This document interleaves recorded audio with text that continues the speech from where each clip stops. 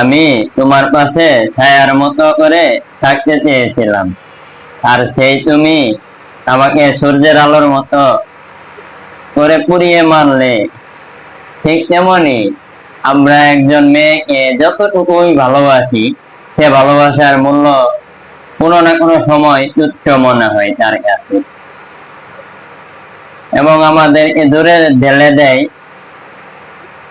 দিয়ে তার ভালোবাসার দামহীন মূল্যহীন ভেবে সে ভালোবাসাকে সে মূল্য দেয় না।